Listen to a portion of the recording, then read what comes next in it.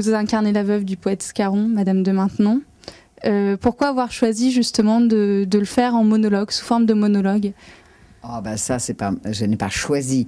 Il y a eu, voilà, l'histoire, c'est qu'il y a eu un roman de Françoise Chandernagor qui a eu un énorme succès, un best-seller, qui s'appelle L'Allée du Roi. Alors, je ne sais plus en quelle année il est sorti, mais il y a, à mon avis, 16 ou 17 ans. Et certaines personnes, dont elle, mais elle, au départ, était un petit peu réfractaire. Elle pensait que c'était pas fait pour être du théâtre, que c'était une matière très romanesque, et puis c'est un livre de 600 pages. Et puis finalement, elle a écrit une adaptation en monologue. Pour le théâtre, c'est impossible autrement, parce que autant ça a été adapté, Nina Companès a fait un très très très joli téléfilm en 2 parties avec Dominique Blanc et Didier Sandre, très joli téléfilm.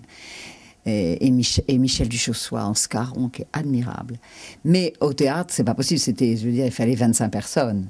Et l'idée, c'est que finalement, c'est Madame de Maintenon qui raconte sa vie, comme un grand flashback. Elle a 84 ans, elle va mourir, elle est à Saint-Cyr qu'elle a créé, école pour les petites filles de la noblesse pauvre.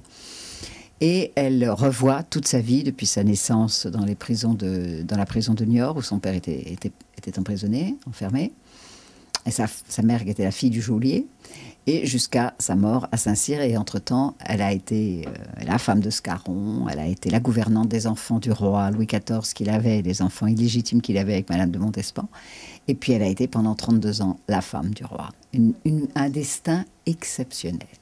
Il y a des choses très très drôles, parce qu'elle raconte, et en même temps, elle mime aussi, elle joue les autres personnages, elle change de voix, elle est Scarron, elle est Madame de Montespan, elle est Ninon de l'Enclos, elle est le roi.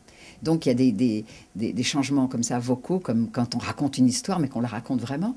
Et puis il y a toujours cette voix intérieure, elle-même, qui se regarde, qui repense, qui se souvient, qui se dit, voilà, j'ai fait ça à ce moment-là. Et ça rend le personnage incroyablement proche des gens. On voit vos yeux briller. Là, justement, oui. Vous avez interprété énormément de rôles tout au long de votre carrière, que ce soit au cinéma ou au théâtre. Je viens de faire le film de Christophe Honoré, Non, ma fille, tu n'iras pas danser. Ça a été le cadeau de l'année 2008. De temps en temps, je vois des films et je me dis, oh là là, moi j'aimerais bien de temps en temps, parce que j'adore le cinéma, hein, j'adore. Cela dit, je serais beaucoup plus malheureuse si c'est le théâtre qui m'avait abandonnée que le cinéma. Le cinéma, c'est quand même l'art de la jeunesse. Ouais, à l'époque, je trouve que je n'étais pas une très très grande actrice. Je trouve que je suis une bien meilleure actrice aujourd'hui que je ne l'étais quand j'avais 30 ans. Quand je regarde mes anciens films et que je me vois, quelquefois je ne devrais pas dire ça, mais je suis étonnée. Je me dis, mon Dieu, que j'étais mignonne. J'étais à la petite fille de 12 ans à l'école, sur son banc d'école, qui disait, ça sera ma vie. Et c'est devenu ma vie. Merci.